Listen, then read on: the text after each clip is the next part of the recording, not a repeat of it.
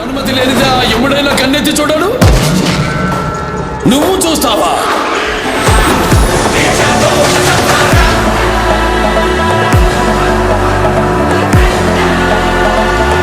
Hi, నేను మీ MSR గరుడ మీడియాకి స్వాగతం.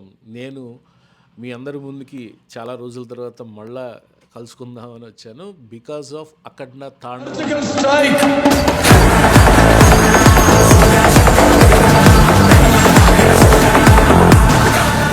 అయితే నేను మీకు క్లియర్ కట్గా చెప్పబోతున్నా. అలాగే కొన్ని కారణాల వల్ల December 5th రిలీజ్ అవ్వాల్సిన సినిమా 11th అయితే రిలీజ్ చేశారు. అంటే 11th అనేది ప్రీవియస్ షోస్, అలాగే మామూలు ఏదైతే థియేటర్స్లో రన్నింగ్ ఏదైతే డేట్ ఉందో అదైతే 12th. సో నిన్న 11th ఈ సినిమా అయితే రిలీజ్ చేయటం జరిగింది. పబ్లిక్ ఎవరైతే పబ్లిక్ అంటే నేను కూడా ఇంక్లూడింగ్ ఈ సినిమా ఎప్పుడు రిలీజ్ అవుతుందా అనేది ఉత్కంఠ అయితే చాలా అంటే చాలా మీడియాలో, యూట్యూబుల్లో వాటిల్లో అయితే మీరు చూస్తే నమ్మరు. ఈ విషయం గురించి చాలా చర్చ అయితే జరిగింది. అలాగే ఫ్యాన్స్ కూడా చాలా వరకు డిసప్పాయింట్ అయ్యారు. ఆ డిసప్పాయింట్ మొత్తాన్ని బాలయ్య 11th నిన్న ఏ రోజైతే ప్రీవియస్ షో స్టార్ట్ అయ్యిందో ఆ రోజున ఈ గొడవలన్నింటినీ మర్చిపోయేలాగా చేశాడు. అదైతే ఖచ్చితంగా చెప్పొచ్చు. ఫస్ట్ థింగ్ మీకు చెప్పాల్సింది ఏంటంటే బాలయ్య గురించి. బాలయ్య బాబు ఈ సినిమాలో నిజంగానే తాండవం చేశాడని చెప్పాలి.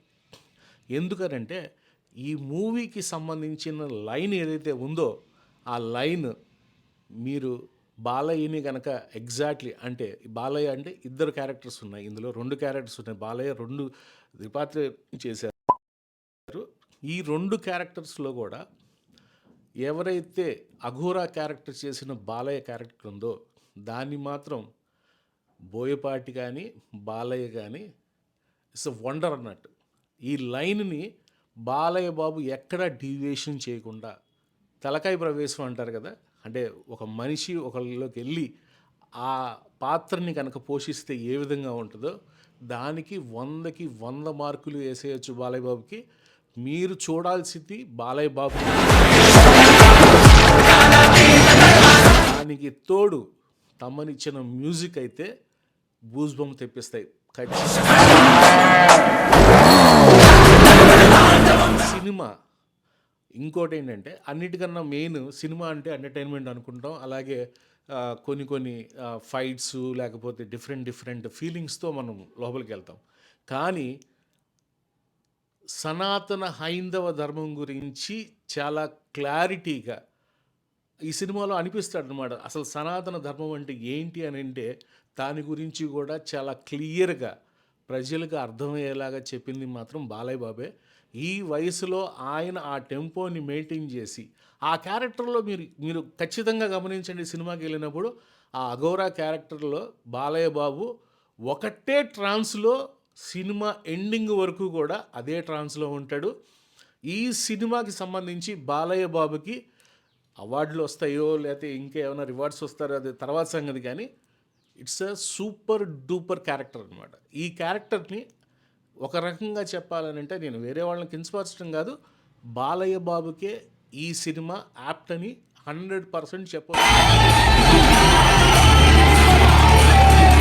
ఈవెన్ చిన్నపిల్లల దగ్గర నుంచి ఏజ్ పీపుల్ వరకు కూడా ఈ సినిమాని ఖచ్చితంగా చూసే సినిమా.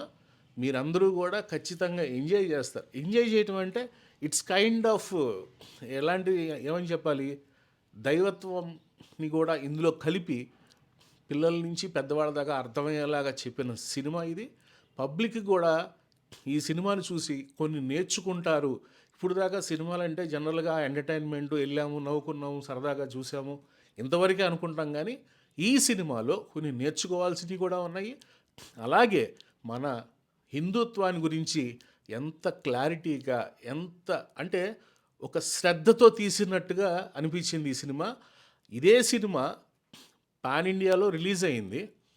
ఈ సినిమాకి నేను నిన్న రాత్రి కూడా కొన్ని రివ్యూస్ చూశాను, హిందీలో కానీ యూఎస్ నుంచి కానీ డిఫరెంట్ ప్లేసెస్, తమిళనాడు, కర్ణాటక ఇలా చాలా వాటి నుంచి చూశాను. పబ్లిక్ సినిమా గురించి కన్నా కూడా అందులో ఉన్న సబ్జెక్ట్ గురించి బాలయ్య చేసిన ఆ పాత్ర గురించి మాత్రమే ఎక్కువ మాట్లాడారు. రెండోది ఏంటంటే మనకన్నా ఎక్కువ ఆ, నార్త్లో ఈ విషయాన్ని గురించి కొంతమంది స్టూడెంట్స్ని ఒక ఆమె ఇంటర్వ్యూ చేసింది. ఆ ఇంటర్వ్యూ కూడా నేను చూశాను. నిజంగా చెప్పాలనంటే వాళ్ళకి మన సబ్జెక్టు పరంగా అలాగే మన సాంప్రదాయాల గురించి చాలా సౌత్ ఇండియన్ మూవీస్లో చాలా క్లారిటీగా చూపిస్తున్నారు. నార్త్లో ఎందుకు చూపించలేకపోతున్నారని కూడా క్వశ్చన్ చేసేలాగా కొన్ని ఇంటర్వ్యూల్లో నేను చూశాను. మీరు కూడా చూడవచ్చు, యూట్యూబ్స్లో ఉన్నాయి. సో ఫైనల్గా నేను చెప్పబోయేది ఏంటంటే సినిమా స్టార్టింగ్ నుంచి కూడా చాలామంది ఏమంటారంటే కొలుస్తారు కొన్ని కోణాల్లో, ఇది ఇక్కడ ఇలా లేదు, అది ఇక్కడ అలా లేదు అని. అలా కాదు. సినిమా ఓవరాల్గా మీరు సినిమా హాల్లోకి వెళ్ళిన కాడి నుంచి ఒక ట్రాన్స్లో ఉంటారు. ఒక ఒక అంటే మనం సినిమాలోకి దూరిపోతాం, సినిమాలో ఇన్వాల్వ్ అవుతాం. అదేవిధంగా ఏదైతే కొంచెం కమర్షియల్ ఇది కావాలి కాబట్టి బోయపాటి గారు ఫస్ట్ హాఫ్లో కొంచెం ఆ క్యారెక్టర్స్ అంటే ఎవరైతే రెండో బాలయ్య ఉన్నారో ఆ బాలయ్య గురించి కొంచెం చాలా తక్కువే, అది కూడా ఏదో సాగదీసినట్టుగా ఏమీ చెప్పలేదు. చాలా లిమిట్గా ఎంత కావాలో అంతవరకే, సబ్జెక్ట్లో ఎంతైతే అంతవరకే తీశారు. అదేవిధంగా అసలు ఇంటర్వెల్ అవుతుంది అనుకునే టయానికి మీరు కుర్చీలో నుంచి అయితే పక్కాగా లెగుస్తారు.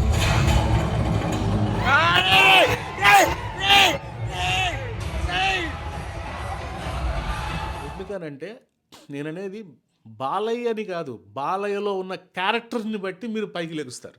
సో ఆ విధంగా దానికి ఎగ్జాక్ట్గా ఏదైతే కావాలో, ఇప్పుడు నేను మాట్లాడుతుంటే ప్లెయిన్గా మాట్లాడుతున్నా, అదే నా వెనకాల మ్యూజిక్ ఉంటే దాని వాల్యూ వేరే అవుతుంది. సేమ్ అదే విధంగా బాలయ్యని ఆ ఫ్రేమ్లో ఫస్ట్ టైం చూసి ఏదైతే ఇంటర్వెల్ బ్యాంగ్ పడే టైంకి మీరైతే కుర్చీలో మాత్రం కూర్చోవటం అనేది 100% జరగదు. అదర్వైజ్ మీరు అక్కడ షైగా ఫీల్ అయ్యి లెగలేకపోయినా కూడా మీ బాడీ అంతా అయితే మాత్రం ఖచ్చితంగా షేక్ అవుతుంది. ఇదైతే నేను పక్కాగా చెప్తున్నా. అలాగే సెకండ్ హాఫ్ స్టార్టింగ్ నుంచి కూడా మీకు ఇక్కడ డివియేషన్కి వెళ్లకుండా సబ్జెక్ట్లోనే నడుస్తూ ఉంటుంది. బాలయ్య బాబు అయితే మాత్రం ఈ క్యారెక్టర్ని మాత్రం ఒక రకంగా చెప్పాలనంటే మన తెలుగు ఇండస్ట్రీ గర్వపడేలాగా చేశాడు. ఈ విషయాన్ని మాత్రం మీరు పక్కాగా గుర్తుపెట్టుకోండి. నేను చెప్పిన దాంట్లో గొప్పగా ఏం చెప్పట్లేదు, ఎందుకనంటే ఆ క్యారెక్టర్ని అంత బాగా దిద్దాడు ఎవరైతే బోయపాటి ఉన్నాడో.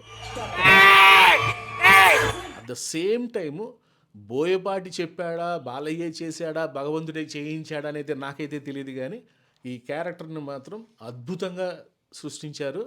ఈ ఎటువంటి దీనికి నేను మార్కులు లేకపోతే ఇది ఎలా ఉంది అలా ఉందని చెప్పను, కానీ ఖచ్చితంగా అందరూ అంటే ఈచ్ అండ్ ఎవ్రీ పర్సన్, పిల్లలు పెద్దలు ఫ్యామిలీతో వెళ్ళి చూడగలిగే సినిమా. రెండోది ఏంటంటే మనం అవెంజర్స్ లేకపోతే వాటిని యాక్సెప్ట్ చేస్తున్నాం, కానీ మన సనాతన హైందవ ధర్మం గురించి మాట్లాడిన విషయాన్ని మాత్రం మనం చాలా చిన్న చూపులాగా చూస్తున్నామేమో, అది మాత్రం చాలా తప్పు. సో మన దగ్గర నుంచే కాపీ కొట్టి వరల్డ్ మొత్తం కూడా సినిమాలు తీస్తుంది. మన హిందుత్వాన్ని గురించి చాలా సినిమాల్లో కూడా మీరు చూసే ఉంటారు, ఇంగ్లీష్ మూవీస్లో కూడా. సో ఈ విషయంగా నేను ఒకటి మాత్రం చెప్తున్నా, అఖండ తాండవం మాత్రం చాలామంది వెయిట్ చేశారు. చాలామంది పాపం అంటే ఫ్యాన్స్ పరంగా అయితే మాత్రం చాలా ఇబ్బంది పడ్డారు 1 week. So last 5th release అవ్వాల్సింది 11th రిలీజ్ అవడంతో, రెండోది ఏంటంటే 5వ తారీఖు రిలీజ్ అయితే ఇంత ఇది ఉండేది కాదేమో, కానీ 11th డ్రాగ్ అయ్యి రిలీజ్ అవ్వటం మూలంగా బాలయ్యకి డబుల్ బొనాంజా అని చెప్పొచ్చు దీన్ని. అంటే రూపాయికి 10 రూపాయలు ప్రొడ్యూసర్లకి వస్తుంది. అదేవిధంగా బాలయ్య యాక్షన్ మాత్రం ఒక రేంజ్లో ఉంటుంది. మీరైతే మాత్రం ఎటువంటి పరిస్థితుల్లో కానీ ఈ విషయాన్ని గుర్తుపెట్టుకోండి, మీరు వెళ్ళి చూడాల్సింది అఘోరా క్యారెక్టర్లో ఉన్న బాలయ్యని మాత్రమే. ఇదైతే రాసి పెట్టుకోండి. Thank you all.